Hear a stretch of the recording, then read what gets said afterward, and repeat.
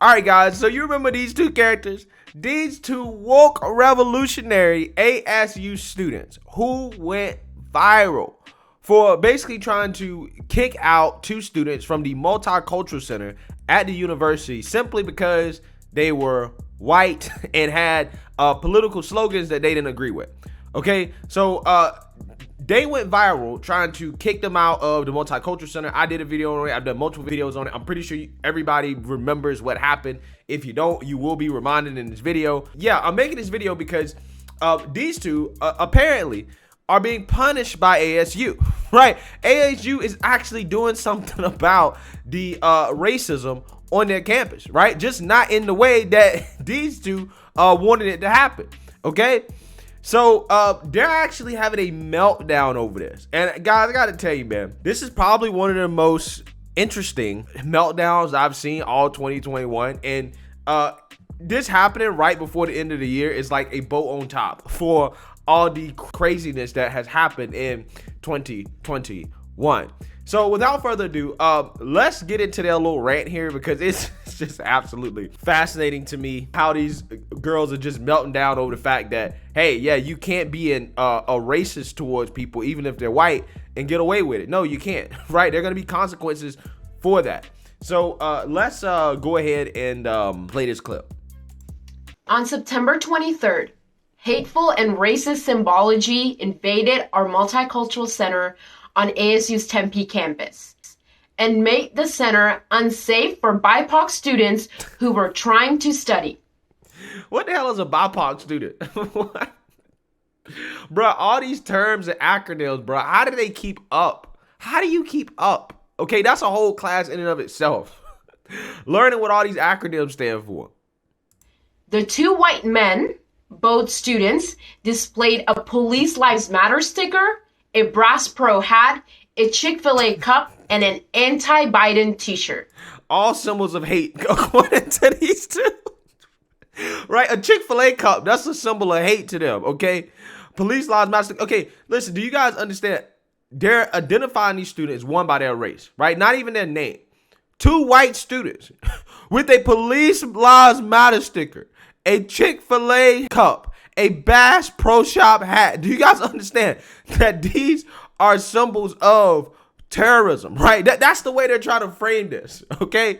That's the way they're trying to frame it. Because, again, these two people right here, they literally have a victim mindset. Everything to them is a microaggression. But see, these woke revolutionaries right here, they're upset because these students not only are white, but they probably identify with a political ideology that they don't agree with, okay? And they see that as harmful. And that's why they got upset about it, right? Even though they really had no right to try to kick these students out because we don't have segregated spaces on publicly funded university campuses, right? We don't have segregation. We went through the civil rights era to not have segregation.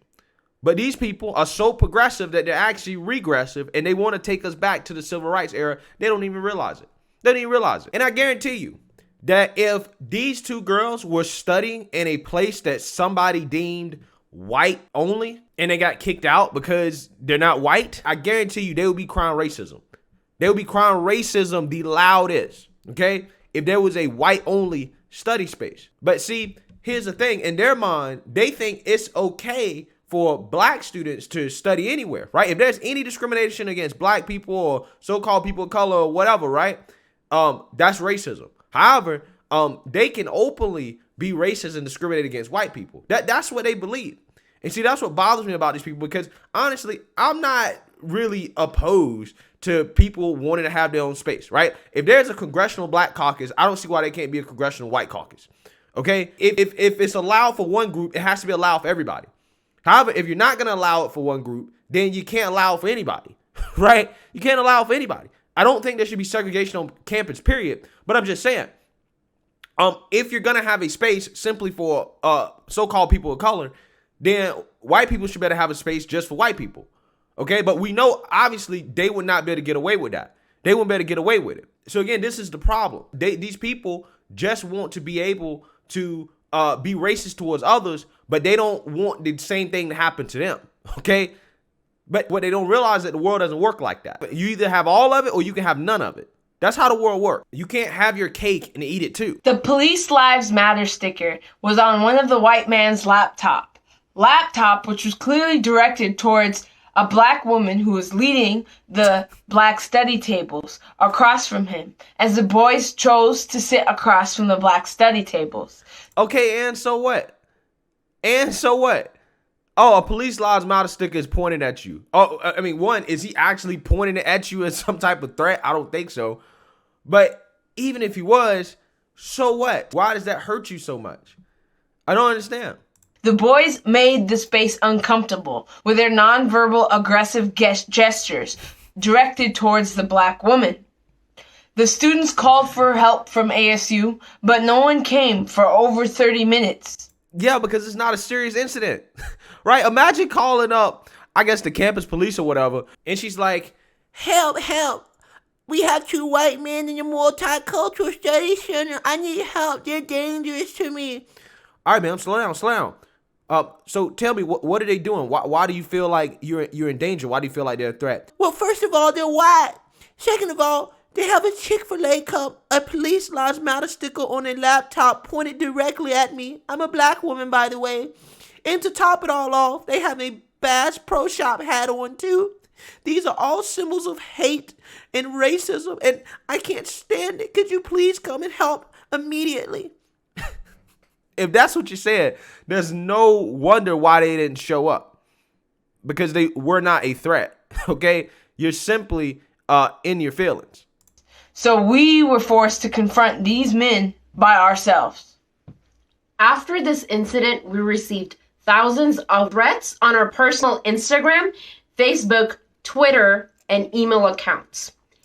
Now, look, I mean, I don't know if they're actually receiving this stuff. If they are, obviously that's bad, okay? And that's not good. But I'm pretty sure that those other 2 students are probably receiving some of the same things, right? They're probably going through some of the same things. And you know what's ironic about this? This same girl right here, it's the same girl that was seen basically trying to keep Kyle Rittenhouse from being able to come on ASU's campus, okay? You think Kyle Rittenhouse hasn't received some of these threats, okay, that you're receiving because of statements people like you have said?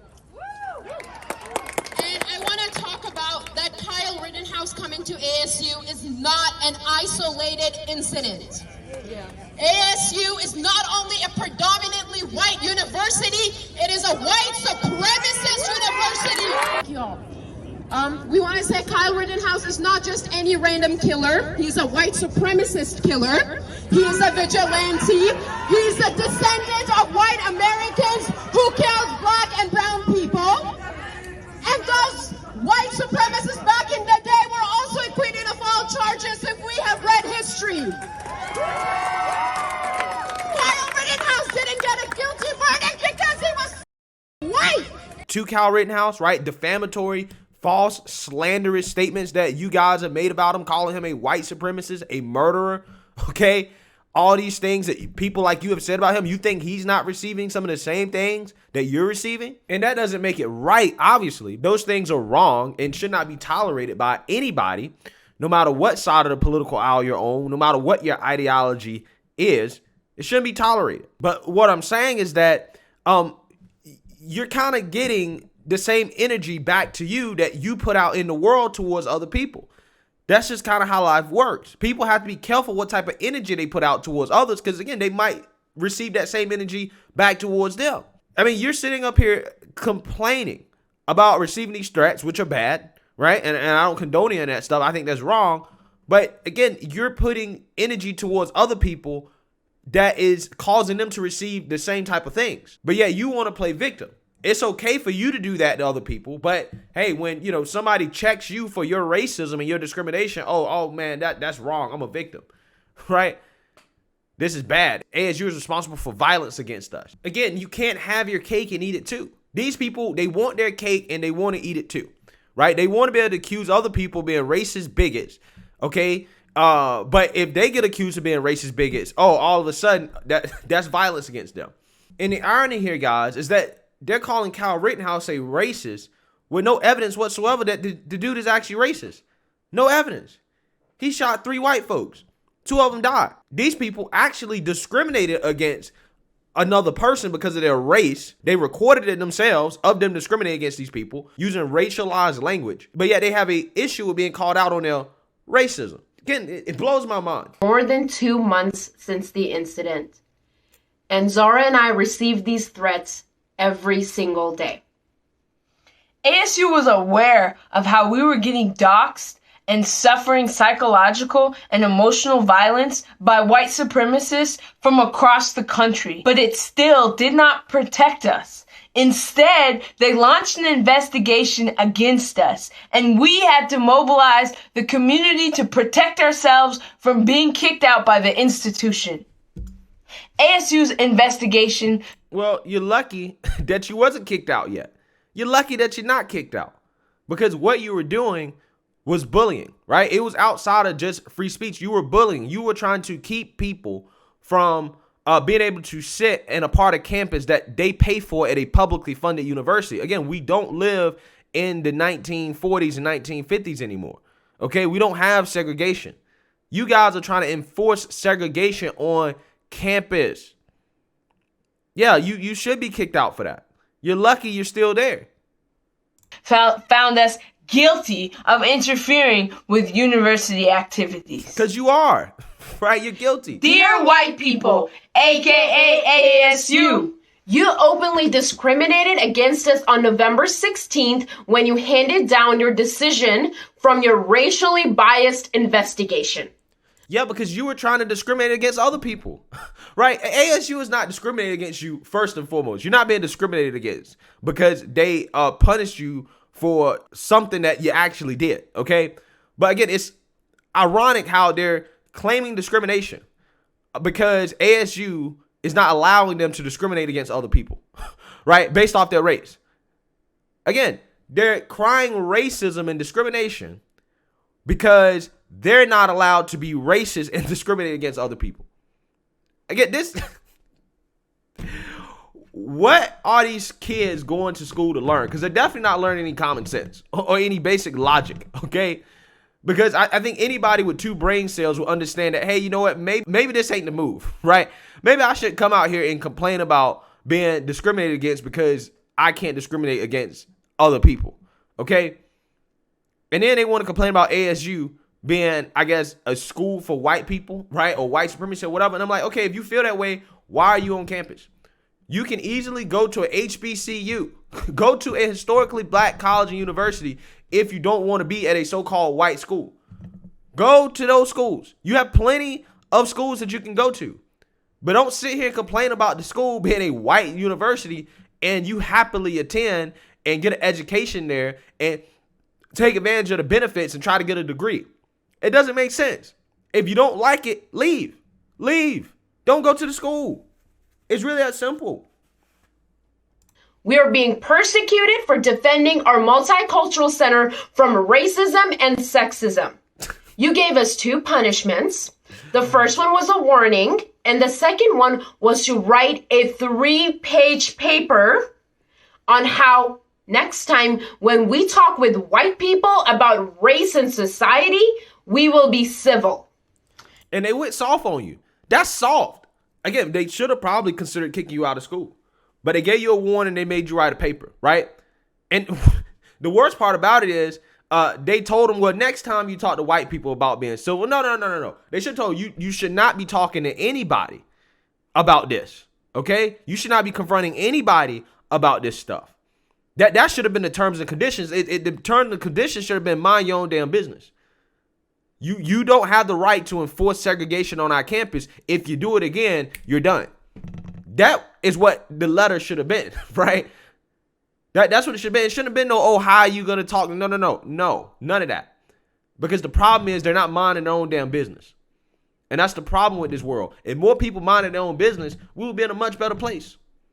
But the fact is that these 2 women, right, got triggered because people that they didn't like with a different political ideology than them was sitting in a place studying that they felt like they have ownership of, and they don't. You don't. It's a publicly funded university. You don't have segregation. And you can't enforce it. So you can't get mad at the school for punishing you for doing something when you're clearly in the wrong.